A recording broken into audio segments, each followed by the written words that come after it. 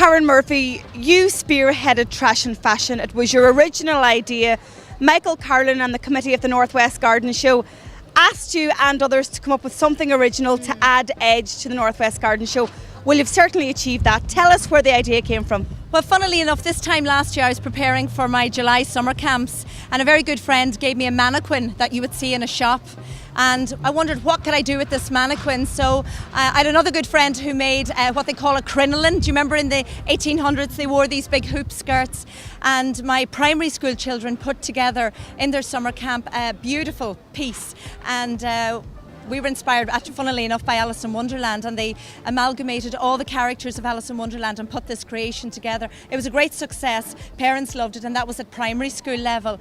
And then, as you know, I've been involved with CPI for the past 2 years, and as you said, the lads said, come up with something new and innovative for this year. So it was quite easy to go back then to the schools and say, here's my mannequin, here's a crinoline, what could we do with this? And sure, the schools just ran with it, and it gathered legs. You've got a very close working relationship with the schools right across the Northwest, so you engaged with them at the outset. Was the reaction very positive when you told them the concept? Absolutely. And I suppose one of the other angles that I brought to it, Joanne, is that I'm passionate about communication skills and the ability to stand up and be counted and present yourself. So that's why at the very final in today's show, it was imperative that each of the girls spoke for a few minutes.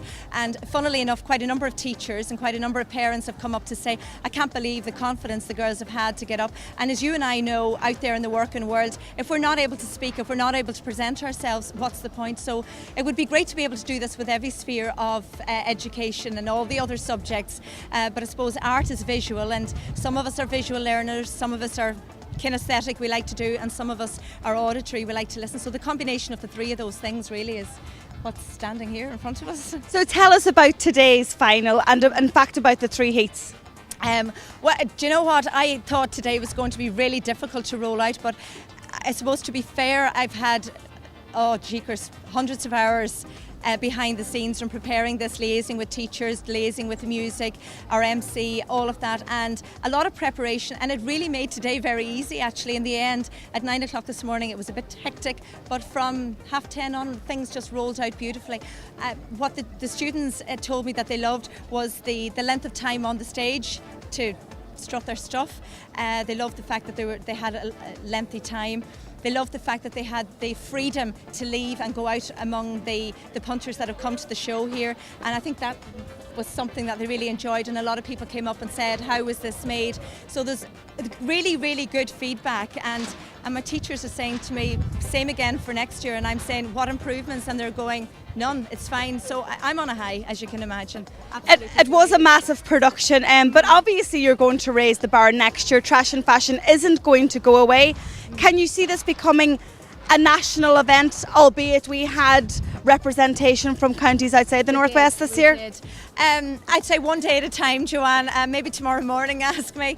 We'll see. I'll take my lead from the schools. I think that's probably the best way. There's a lot of pressure. I'm sure this girl, when you speak to her, will tell you that the time that's taken to put these pieces together.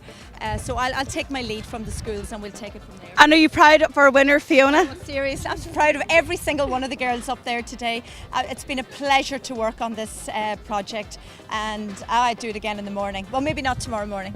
And of course we had quite an appropriate sponsor for this event, Ferries Refuse. They're highly involved in recycling, so it was a perfect match. Absolutely, yeah. Well, I knew that from day one, that I needed to get out there and talk to recycling companies. It is difficult in the current climate, Joanne, you would know that. It took us a long time to confirm who was coming on board, but funnily enough this week 2 more came in on the back of it, so I suppose they realised if they don't jump now they were going to miss a good opportunity, and both those clients are lined up again for next year, so we're doing something right. Congratulations, it's been a massive success and we all look forward to next year. Thank you.